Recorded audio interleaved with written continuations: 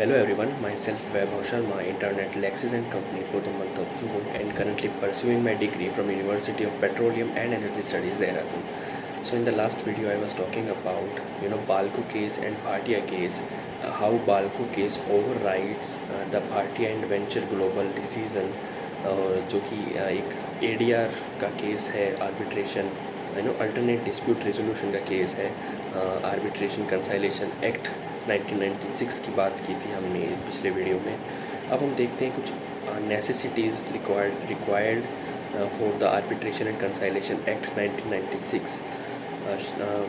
The first necessity is shrinking boundaries, free trade and international commerce having become global necessities, quick redressal to commercial disputes all through private arbitration, settlement of disputes is in and outside the court, convenient, inexpensive and private manner so that their right becomes the subject of future litigations between the party।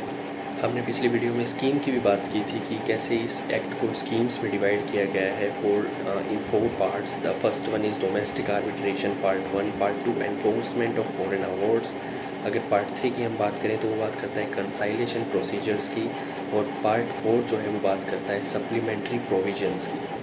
अब हम आते हैं अपने दोनों cases के ऊपर। हम पहले बात करेंगे Bhatia international versus bulk trading and others. ये 2002 का सुप्रीम कोर्ट का केस है। इस केस के जो फैक्ट्स हैं उनके बारे में अगर मैं बात करूं तो Bhatia international entered into a contract with bulk trading in 1997, agreement to be governed as per the rule of International Chambers of Commerce (ICC). Bulk trading filed a request with ICC for the arbitration. The parties agreed that the process to be held in Paris and appointed by sole arbitrator. A respondent filed an application under Section 9 of Arbitration and Conciliation Act 1996 in District Court of Indore and Orissa against the Bhatia International। अगर हम बात करें issue की, इस case के issue के बारे में, तो पार्ट 1 की अगर हम बात करें इशू की तो of the act would apply to arbitration whether the place of arbitration is not in India. मतलब अगर आर्बिट्रेशन हम तब भी अप्लाई कर सकते हैं क्या whether the place of arbitration is not in India. तो बेसिकली यहाँ पे जुरिस्डिक्शन की बात हो रही है, jurisdiction of courts of that particular country where it was held. ये आर्ग्यूमेंट की हम बात करें between the appellant and correspondent. Section 9 की बात हो रही है आर्बिट्रेशन कंसाइलेशन एक्ट की। An application for interim measures must be made before the award in enforced. Also section 36 deals with enforcement of domestic awards only. Section 5 की अगर हम बात करें तो section 5 of the act, judicial authority should not be interfere except as provided in the act said।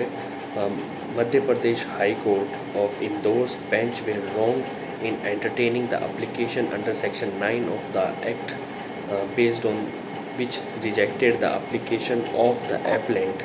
तो इस case में जो जजमेंट आई थी वो कुछ इस तरीके से थी कि if the appellant's arguments are taken into account, thereby would be neither a part of part 1 of the Indian Arbitration Act and Conciliation Act and neither the part 2 would apply to this case held in a non-conventional country।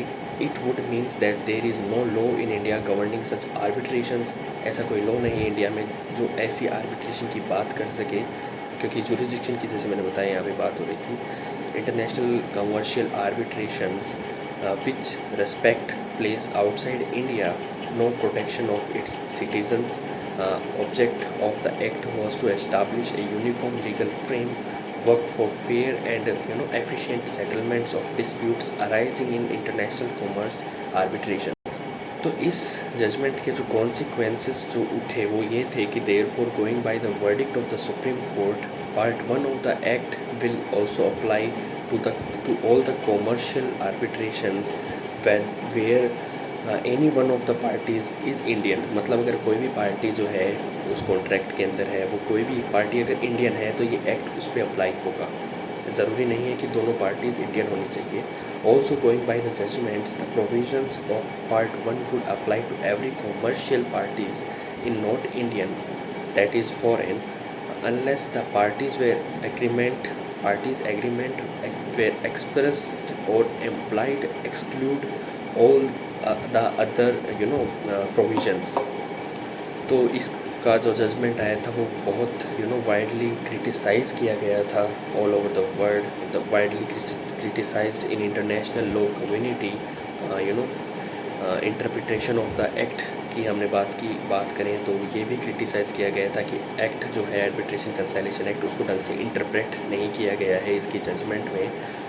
Parties anatomy is useless, the enforcement mechanism has been rendered ineffectively and uncertainly, little use of arbitration, यहाँ पे arbitration का एक थोड़ा सा ही use किया गया है। इन मुद्दों पे क्रिटिसाइज़ किया गया था इस केस की जजमेंट को। सो बहुत सारे जजमेंट्स डिलीवर हुए थे इस केस के बेस पे 2012 तक, लेकिन 2012 में बाल्को केस आया और Balco case changed the entire scenario of arbitration in India, but Balco only applies to the arbitration agreement proposed into after 6 September 2012। 6 सितंबर 2012 के बाद के जो केसेस थे उनके ऊपर ही अप्लाई हो सकता है। It will take a while for its broad influence to work its means through as many as contracts entered into proceeding to this date will have turned left to run even before the difference arises. So thank you so much for watching the video. If you want to watch more such videos, you can watch it on Lex Click YouTube channel. Thank you so much.